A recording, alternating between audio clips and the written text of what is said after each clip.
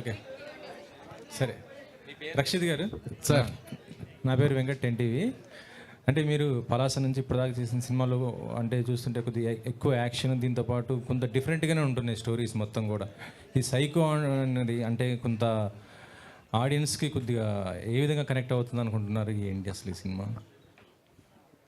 అంటే as a జానర్గా చూస్తేనే psycho thriller అనే జానర్కి ఫ్యాన్స్ ఉన్నారండి. ఎట్లా లవ్ స్టోరీకి ఎట్లా ఫ్యాన్స్ ఉంటారో, ఒక ఫ్యామిలీ డ్రామాకి ఎట్లా ఫ్యాన్స్ ఉంటారో, అట్లా కామెడీ సినిమాకి ఎట్లా ఫ్యాన్స్ ఉంటారో, ఈ సైకో థ్రిల్లర్ సినిమాలకి ఒక సపరేట్ ఫ్యాన్స్ ఉన్నారు. సో డెఫినెట్గా ఆ జోనర్లో ఉన్న వాళ్ళందరికీ నచ్చుతుంది. ప్లస్ ఒక కొత్త సినిమా ఎక్స్పీరియన్స్ సైకో థ్రిల్లర్ జోనర్లోనే ఒక కొత్త సినిమా అవుతుంది. ప్లస్ ఒక భావం ఉన్న సినిమా.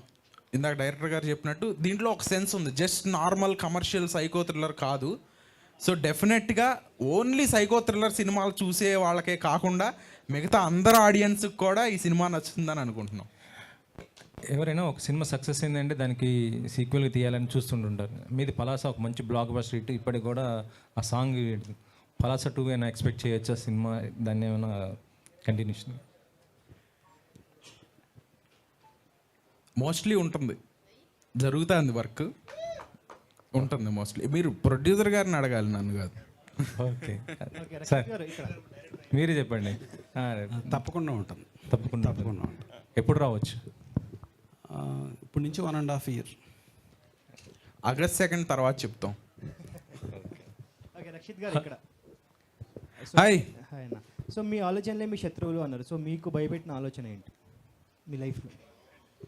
ఆ ఆలోచనతో మీరు ఇట్లా నిద్రలకి కూడా లేచిపోయిన ఆలోచన?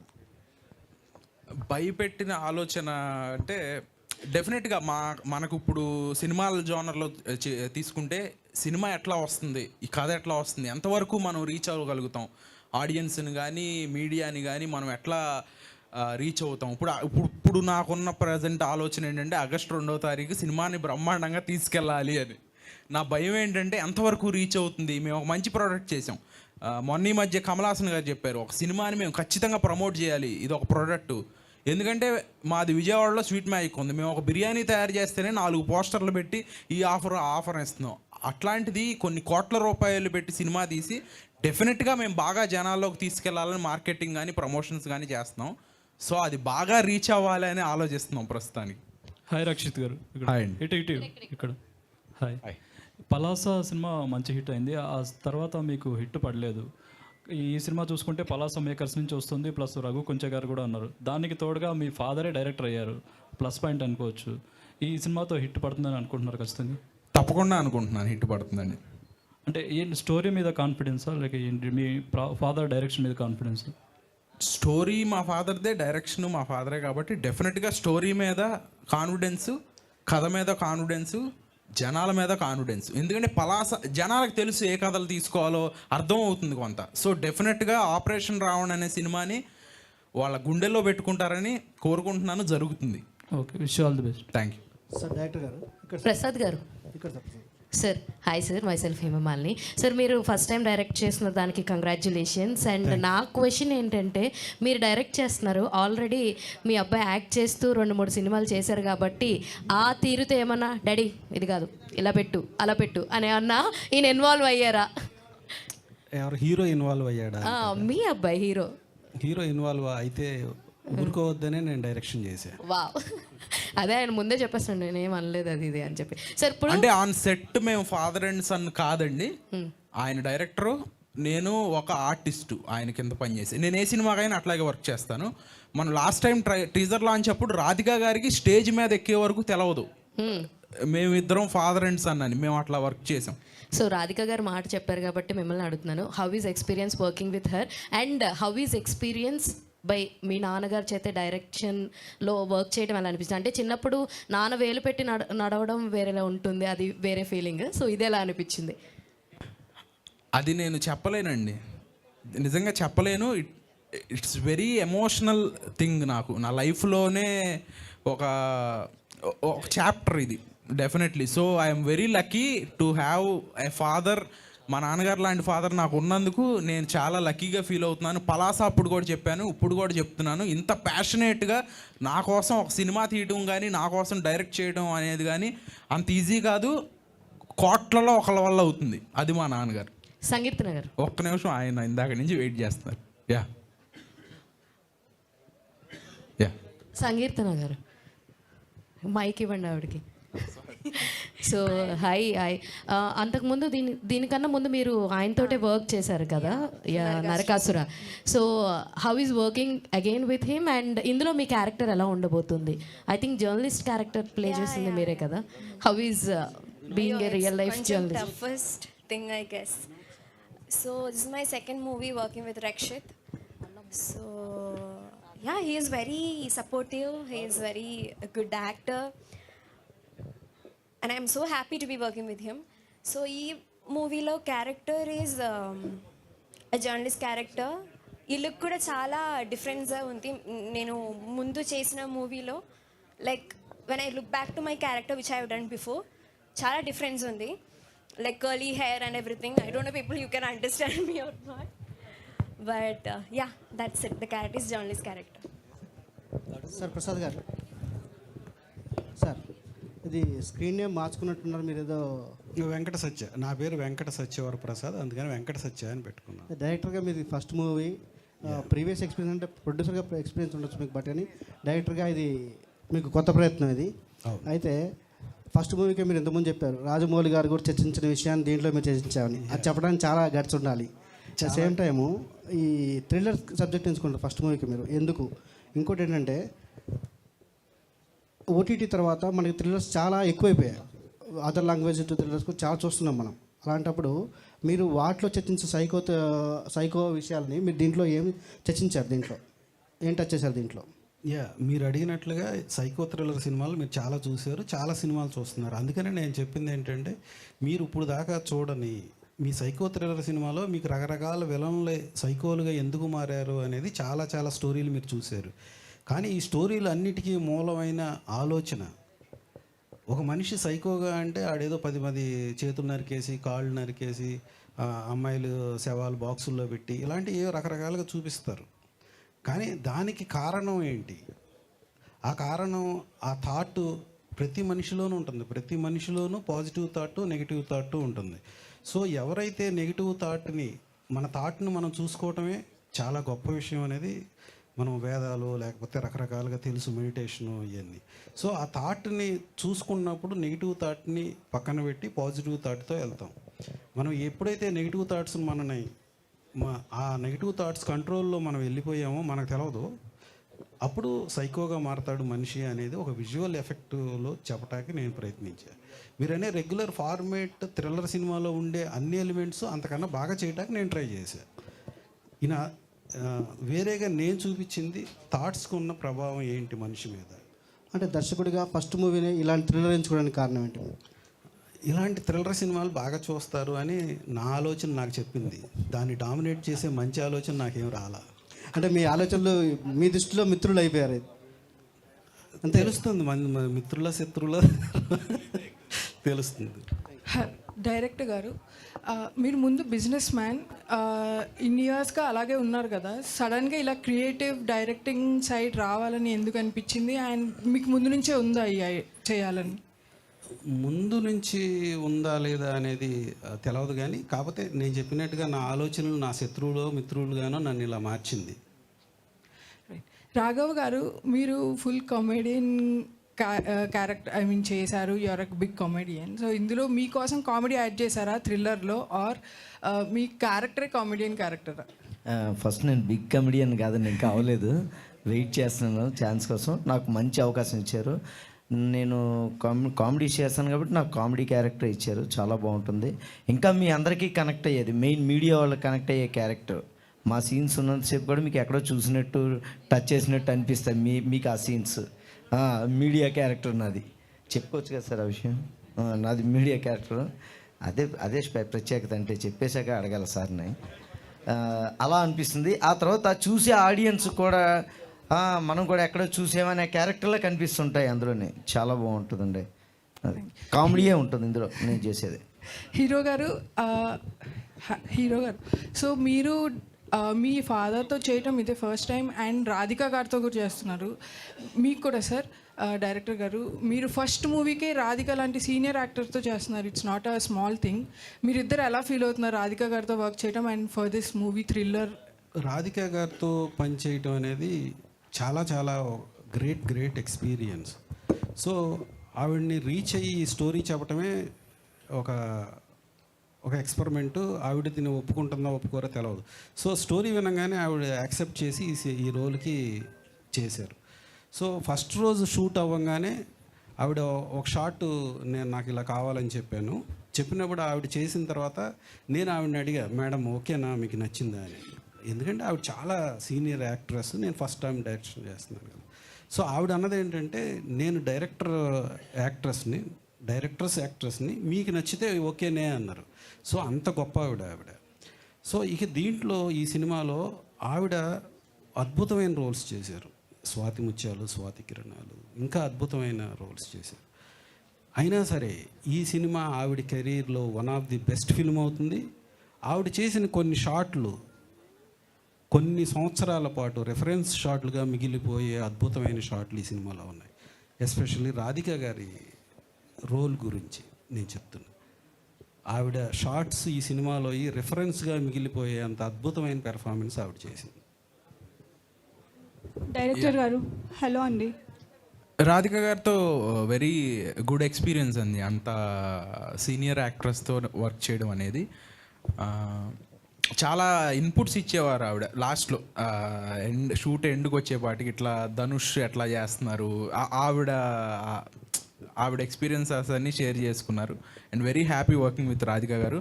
అండ్ నాన్నగారు డైరెక్షన్లో నేను ఎప్పుడు చూడని ఫాదర్ నాకు కనపడ్డారు. ఎందుకంటే హీ వాజ్ వెరీ డీటెయిల్డ్ అనమాట. ఇప్పుడు హీరోయిన్ సంకీర్తన ఉంది, తన హెయిర్ ఇట్లా ఉంటుంది, కానీ ఆయనకి ఇట్లా వద్దు, అట్లా ఆ కర్లీ అట్లా కావాలి. ఈవెన్ రాకెట్ రాఘవ్ గారు లుక్ ఎట్లా ఉండాలి, ఒక చిన్న పిల్లికి అడ్డం పెట్టాలి. నేను ఇప్పుడు దాకా నా కలర్కి డై వేయలేదు, నా హెయిర్ డై నా లుక్ అదంతా even each and every character, చిన్న క్యారెక్టర్ అయినా పెద్ద క్యారెక్టర్ అయినా అంత డీటెయిలింగ్లో చేశారు. క్యారెక్టర్స్ హెయిరే అంత డీటెయిలింగ్లో చేశారంటే కథ ఎంత డీటెయిల్డ్గా చేసి ఉంటారో మీరు డెఫినెట్గా ఆగస్ట్ 2 చూస్తారు. హాయ్ రక్షిత్. హాయ్ అండి. ముందుగా కంగ్రాచులేషన్స్, మీ ట్రైలర్ అది బాగుంది. Thank you sir. రావణ్ పైన ఆపరేషన్ అని పెట్టడానికి మణిరత్నం గారు రావణ్ కానీ, రవితేజ గారు రావణ్ కానీ వాళ్ళిద్దరిని గట్టెక్కించలేదు. మిమ్మల్ని ఏమన్నా నెగిటివ్ నుంచి పైకి తీసుకురావడానికి పెట్టారా ఈ ఆపరేషన్ రావణ్? డెఫినెట్గా బాగుంటుందని అనుకుంటున్నాం. ఆ రెఫరెన్స్లో ఏమీ ఉండదు సినిమా. ఆపరేషన్ రావణ్ అంటే అట్లా మీరు ఇప్పుడు దాకా చెప్పిన కోణంలో మేము ఆలోచించలేదు, అట్లా సెంటిమెంట్స్ కూడా లేవు. కాబట్టి డెఫినెట్గా ఆడుతుంది. చాలా యాప్ట్ టైటిల్ కథకి. ఒక కండిషన్డ్ ఆలోచన అనేది మనకి ఇలాంటి ఆలోచనలు ఇస్తూ ఉంటుంది. అలాంటి కండిషన్డ్ ఆలోచన నుంచి బయటకు వస్తే మనం స్వేచ్ఛగా ఆలోచిస్తాము. అలాంటి నెగిటివ్ ఆలోచనలు నా దగ్గరికి రాకుండా నేను ఎప్పుడు పాజిటివ్గా ఉంటాను. సో ఇలా పెడితే తెల్లగుర్రం ఫస్ట్ పరిగెత్తితే బాగుంటుందని పాపం కృష్ణ గారి సినిమాల్లో తెల్లగుర్రం పరిగెత్తించేవాళ్ళంట. సో అవన్నీ చాలాసార్లు సక్సెస్ అయింది, కొన్నిసార్లు ఫెయిల్ అయింది అలాంటి సెంటిమెంట్లు. సో అలాంటి సెంటిమెంట్ ఏమీ లేకుండానే ఇది నేను అంత కండిషన్డ్గా ఆలోచించకుండా ఉండాలని నేను అనుకుంటాను. అలాగే తీసాను, చూద్దాం. వరప్రసాద్ గారు, మీ ఆలోచనలే మీ శత్రువులు. రావణ ఆలోచనే తన శత్రువుగా మారి తను చంపేసింది. అలాంటి ఆలోచనల వల్ల ఈ సినిమా పెట్టారా, లేదంటే కావాలనే రావణ్ అనే టైటిల్ తీసుకొచ్చారా? లేదు, ఇది ఖచ్చితంగా రావణాసురుడు అంటేనే అతను చాలా గొప్పవాడు, కానీ అతనిలో ఉన్న దశకంఠుడు అనే దానికి కూడా ఒక వేరే యాబ్స్ట్రాక్ట్ మీనింగ్. అతనిలో కామ క్రోధ మద మాత్సర్యాలు ఇతన్ని లోపరుచుకుని అతన్ని ఒక రాక్షసుడిగా తయారు చేసింది. ఎవరు ఆలోచనలు నెగిటివ్ ఆలోచనలు అతను లోపరుచుకుంటాయో అతను రావణాసురుడు. ఎవరు ఆలోచనను గమనించి ఆ ఆలోచనకి బద్ధంగా ధర్మంగా ఆ ఆలోచన మంచిగా మార్చుకుని నడవడిక సాగిస్తాడో ఆయనే రామచంద్రుడు. రాముడైనా రావణుడైనా వారి ఆలోచనలో వారిని తీర్చిదిద్దుతాయి, కానీ అందరూ ఒకటే కాళ్ళు చేతులు, అందరూ అదే బాడీ. డైరెక్టర్ గారు హలో అండి. హాయ్. హలో సార్, నాకు మీ కాన్ఫిడెన్స్ చాలా నచ్చింది సార్. సినిమా త్రూ మీరు చూపిస్తుంది. అండ్ ఇప్పుడు ఎట్లాగో మనం ఓటీటీలో సైకో థ్రిల్లర్స్, సస్పెన్స్ థ్రిల్లర్స్ చాలా చూస్తున్నాం అని అవి చాలా ఇంట్రెస్టింగ్గా కూడా ఉంటున్నాయి. కానీ బిగ్ స్క్రీన్ మీద ఇట్లాంటి ఒక సబ్జెక్ట్ని హుక్ చేయాలి, ఆడియన్స్ని 2.5 hours కూర్చోబెట్టాలి అని అంటే దట్ వన్ పర్టికులర్ ఎలిమెంట్ అనేది ఉంటుంది. సో మీరు ఆడియన్స్ని అట్లా కనెక్ట్ చేసి కూర్చోబెట్టడానికి ఒక ఎలిమెంట్ ఏదైనా ఉంది అని అంటే పర్టికులర్గా మీరు రాసుకున్న స్టోరీలో ఒకటి ఉంది అని అంటే ఏం చెప్తారు? అది ఇవన్నీ కనెక్ట్ చేయాలి అంటే సినిమా తీసిన తర్వాత అది మీ మీడియా ద్వారానే అవుతుంది. ఆ మీడియా పూర్తిగా సపోర్ట్ చేసి పెద్ద పెద్ద జర్నలిస్టులు కొంతమంది ఇది చిన్న సినిమాలే అని వదిలేయకుండా వాళ్ళు కూడా మాకు సపోర్ట్ చేసి అందరూ పెద్దగా సపోర్ట్ చేస్తే గ్యారంటీగా మేము రీచ్ అవుతాం.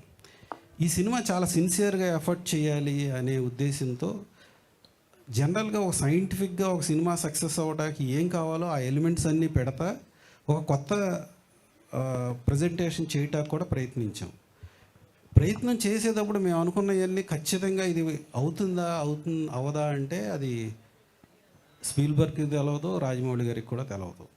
అయిన తర్వాత తెలుస్తుంది అంతే. కంగ్రాచులేషన్స్. రక్షిత్ గారు, hi sir. Sorry sir, fine. Trailer చాలా బాగుంది, కంగ్రాట్స్. మనం ఇంతకుముందు అనుకున్న సినిమా అంటే బాగా సక్సెస్ అవుతుంది అనుకున్న సినిమా మీరు బాగా ఎక్స్పెక్ట్ చేసాం, మేము ఎక్స్పెక్ట్ చేసాం, కానీ అది అనుకున్న ఫలితం ఏం లేదు. దాని తర్వాత మళ్ళీ కొంచెం ఇది వచ్చిన తర్వాత రాఘవన్ పక్కన పెట్టి రామును ముందుకు తీసుకొచ్చారు. ఏంటి సార్ కాన్ఫిడెంట్ అంటే రాఘవన్ పక్కకు పెట్టడం కారణం ఇది రాముని ముందుకు తీసుకురావడానికి? శశివదనే గురించి అడుగుతున్నారు కదా, అది కొన్ని కారణాల మూలాన డిలే అవుతా వచ్చింది. యాక్చువల్లీ మన సినిమా ఫెబ్లోనే కాపీ రెడీ అయిపోయింది విత్ సెన్సర్. సో శశివదనే మార్చిలో వస్తుంది, మార్చ్ తర్వాత మనం వద్దాము సమ్మర్కి అనే ఆలోచనలో ఆగాము. సో అది కంటిన్యూస్గా డిలే అవుతూ వచ్చింది. మధ్యలో ఎలక్షన్స్ మూలాన కానీ రకరకాల ఇష్యూస్ వీటి మూలాన అది డిలే అవుతూ వచ్చింది. అది ఇంకో నెల పోస్ట్పోన్ అయ్యే అవకాశం ఉంది. మన సినిమా రెడీగా ఉంది కదా, ఆగస్టులో డేట్ చాలా బాగుంది అని ఈ సినిమాతో ముందుకు రావడం జరిగింది. అది కూడా నెక్స్ట్ మంతే, దీని తర్వాత నెల ఉంటుంది. అల్లివేషన్. Thank you. రాఘవ్ గారు, రాఘవ్ అంటే మేము బాగా ఇది చాలా అంటే మీరు 10 సంవత్సరాల నుంచి జబర్దస్త్లోనే ఉండిపోయారు. మీ కామెడీని కూడా బిగ్ స్క్రీన్ మీద చూద్దాం అనుకుంటా, కానీ అప్పుడప్పుడు మెరిసి వెళ్ళిపోతుంటారు. ఎందుకు సార్? అంటే సినిమా మీద కొంచెం దూరమా, లేదు అంటే మీకు? అమ్మో అలా లేదు సార్, అల్టిమేట్గా చేయాల్సింది సినిమాలే, అదే ఫైనల్ డెస్టినేషన్. అది వేరు, ఆ ఇమేజ్ వేరు, ఆ ఇది వేరు. నాకు సినిమాలు చేద్దామని వచ్చాను, సినిమాలు అంటే నాకు ఇష్టం. జబర్దస్త్ నుంచి చాలా మంది హీరోలు అయ్యారు, మంచి కామెడీ బాగా క్యారెక్టర్ ఆర్టిస్టులు అయ్యారు, కానీ మీరు టాలెంట్ ఉన్నా సరే అక్కడే ఇరుక్కుని ఉండిపోయారు. నేను ప్రయత్నిస్తున్నాను సార్, కలుస్తున్నాను, ఆఫీసులకు వెళ్తున్నాను. త్వరలోనే నాకు మంచి క్యారెక్టర్ రావాలి, ఈ సినిమా ద్వారా కూడా రావాలని నేను కోరుకుంటున్నానండి. ట్రై చేస్తున్నాను సార్ నేను ఖచ్చితంగా. All the best sir. Thank you very much sir. నాకు తెలిసిన ఒక విషయం చెప్పచ్చా వితౌట్ సార్ పర్మిషన్ లేకుండా? అంటే ఈ సినిమా గురించి మీరు క్వశ్చన్లు వేస్తాను, మళ్ళీ ఎక్కడ మిస్ అయిపోతానని. ఇప్పుడు సార్ గురించి చెప్పాలంటే నేను ఫస్ట్ పిలిచి చేస్తున్నప్పుడు, సినిమా చూస్తున్నప్పుడు ఫస్ట్ డైరెక్టరు ఏం చేస్తున్నారులే, మనం ఎన్నో సినిమాలు చేస్తున్నాం అలాగే చేస్తున్నాం అనుకున్నాం. కానీ డెబ్యూ ఫిల్మ్ అయినా సరే డైరెక్షన్ ఆయన ఎక్కడ కాంప్రమైజ్ అవ్వట్లేదండి. రాత్రి 2 గంటలు దాటిపోయేది, అయినా నాకు ఆ షాట్ అలాగే కావాలి. ఆ కోపం కూడా చిరు కోపం, వెరైటీగా ఉంటుంది. అరిచేసి తిట్టేయకుండా ఆ షాట్ అలాగే కావాలని చెప్పి అలా టైం తీసుకుని 4 అయిపోతున్నా సరే తెల్లవారుజాముని ఆయనకు కావాల్సినట్టు వచ్చేదాకా చేస్తున్నారు. అది ఆయనకున్న ప్యాషను, సినిమా పట్ల ప్రేమ. ఇలా చేశారని చెప్పలేదు. మీరు ఎప్పుడైనా విజయవాడలో స్వీట్ మ్యాజిక్ వెళ్తేనండి, దాని నిండా సినిమా వాళ్ళ ఫోటోలే ఉంటాయండి, సీనియర్ ఆర్టిస్టులు. అది ప్రేమ సినిమా మీద. అదే ఇలా నడిపించి వచ్చి ఉంటుంది. వీళ్ళిద్దరూ యాక్ట్ చేయటం, సినిమాకు వర్క్ చేయటం, తండ్రి కొడుకులిద్దరు, అదొకటి హ్యాపీయెస్ట్ థింగ్ ఉండేది. ఆయన కూడా చాలా కష్టపడి హార్డ్ వర్క్ చేసి ఫైట్ సీన్స్లో ట్యాంకర్ మించి జంపులు చేసి కాలు ఫ్రాక్చర్ చేసుకుని మాతో యాక్ట్ చేస్తున్నప్పుడు అప్పటికి ఇంకా కట్టుకుని అలా వచ్చి యాక్ట్ చేస్తుండేవారు. అంత మిడ్ నైట్ కూడాను అంత సీరియస్గా వర్క్ చేశారు సార్. వెంకట సత్య గారు, మీ స్క్రీన్ నేమ్ తోటి వెంకట సత్య అని పిలిచిన సార్. ప్రతి మనిషిలోని ఒక సైకో ఉంటాయి. అంటే తన ఆలోచనలే బయటికి తీసుకురావాలంటే అతను సైకో అంటాం మనం. సమాజం కోసం అవన్నీ లోపల పెట్టుకుని బయటికి సమాజంతో తిరగడం కోసం ఉంటారు. కానీ ఈ ఆలోచన మీకు రావడానికి ఇన్స్పిరేషన్ ఏంటి సార్? ఈ కథగా రాసుకోవడానికి డైరెక్టర్ అంటే చెప్పారు ఎందుకు డైరెక్షన్ అయ్యి చేశారని. కథగా ఇన్స్పిరేషన్ అంటే రామాయణం ఆపరేషన్ రావణ్. రామాయణం కన్నా అద్భుతమైన కథ ఇంకోటి ఉంటుందని నేను అనుకోను. మహాభారతం అంత వెరైటీ ఆఫ్ స్టోరీస్ భారతాన్ని దాటి ఏ కథ ఎవరు ఇంతవరకు తయారు చేయలేదు. అలాగే రామాయణాన్ని మించిన అద్భుతమైన కథ, అంత చూస్తే సింపుల్ కథ, కానీ దాంట్లో చాలా విచిత్రమైన వేషాలు. చాలా సింపుల్, రావణాసురుడు సీతనెత్తుకెళ్ళిపోయాడు, రాముడు వెళ్ళి తీసుకురావాలి. కానీ దాన్ని అద్భుతంగా ఇన్ని వేల లక్షల సంవత్సరాల పాటు మనకు గుర్తుంటుంది అంటే దాంట్లో ఉన్న గొప్పతనం, ప్రేమ, క్రూయాలిటీ, ఒక హనుమంతుడు లాంటి ఒక అన్ఇమాజినబుల్ ఒక క్యారెక్టర్స్, రకరకాల అన్ఇమాజినబుల్ క్యారెక్టర్స్, వీటినన్నిటిని మిక్స్ చేస్తా మనం ఎంతకాలం రామాయణాన్ని చెప్పచ్చు. రోజా సినిమా అదే. బాపు గారు కొన్ని వందల సార్లు రామాయణాన్ని రకరకాలుగా సాంఘికంగా తీశారు, డైరెక్ట్గా. ఈవెన్ కృష్ణరాజు గారు చేసిన కలియుగ పాండవుల సంథింగ్, అదే చిరంజీవి గారు వీళ్ళు చేశారు కదా, మనూరు పాండవులు, అది సేమ్ ఇది భారతం. సో అట్లా సాంఘిక సినిమాలని చాలా, భారతాన్ని సాంఘిక సినిమాలుగా చేశారు. Sir Venkata Satya sir, hi sir. మెయిన్గా మీరు హైలైట్ చేసిన పాయింట్, మీ ఆలోచనలే మీ శత్రువులు సార్. అలాంటిది ఒక డైలాగ్తోనే మనకి అల్లు అర్జున్ గారిది నా పేరు సూర్య నా ఇల్లు ఇండియాలో కూడా ఆ పాయింట్ హైలైట్ అవుతుంది. నీ బ్యాడ్ లక్ ఏంటంటే నువ్వు టెర్రరిస్ట్గా నన్ను కలిసావు కాబట్టి చంపాల్సి వస్తుంది, లేకపోతే నీ ఆలోచన నేను చంపేద్దునని. But how depth you are digging that thoughts in the operation రావాలి. క్వశ్చన్ సరిగ్గా అర్థం కాదు. అలాంటి పాయింట్తోనే, మీరు ఇప్పుడు చెప్పిన పాయింట్తోనే నా పేరు సూర్య నా ఇల్లు ఇండియాలోని ఒక్క వంశీ గారు తీసుకొచ్చి రావడం జరిగింది. నువ్వు టెర్రరిస్ట్గా నన్ను కలిసావు కాబట్టి నేను చంపాల్సి వస్తుంది, లేకపోతే నీ ఆలోచన చంపేద్దునని. బట్ ఆపరేషన్ రావడంలో how depth you are digging that thoughts for this. అక్కడ నువ్వు టెర్రరిస్ట్గా నన్ను కలిసావు అంటే ఆ టెర్రరిస్ట్గా కలవలా, టెర్రరిస్ట్ ఆలోచనగా కలిశాడు. ఆ టెర్రరిస్ట్గా మనిషిని చంపవసరం లేదు, ఆ ఆలోచనని చంపగలిగితే టెర్రరిస్ట్ని చంపాల్సిన అవసరం లేదు, టెర్రరిస్ట్ని బతికించవచ్చు. బహుశా ఆయన ఇంకా ఏ కాంటెస్ట్లో చెప్పారో నాకు తెలియదు, మీరు అడిగిన దాన్ని బట్టి నాకు అర్థమైంది. అది టెర్రరిస్ట్ అనేవాడు విడిగా ఉండడు, ఆడ ఆలోచనతో ఇది నా దేశం, ఇది నా దేశం అనగానే ఆ కాన్షియస్నెస్సే నిన్ను ఒక ఉగ్రవాదిగా తయారు చేస్తుంది అని జే కృష్ణమూర్తి చెప్పాడు. దీన్ని ఎవరినన్నా ఒప్పుకుంటాం మనం? నేను భారతీయుడిని అని గర్వంగా చెప్పుకుంటానికి ప్రయత్నిస్తాం మనం, కానీ నువ్వు భారతీయుడిని అని గర్వంగా చెప్పంగానే నీలో ఒక సైకిక్ వస్తుంది అని జే కృష్ణమూర్తి చెప్పాడు. ఏది కరెక్ట్ అంటే ఏం చెప్పను ఇప్పుడు, అది నేనంటే నన్ను ఊరుకోరు మీరు. కాబట్టి నేను భారతీయుడిని అని గర్వంగా చెప్పుకోవాల్సిందే, కానీ దాంట్లోంచి మనకు ఒక క్రూయాలిటీ వస్తుందనేది కూడా కొంత నిజం.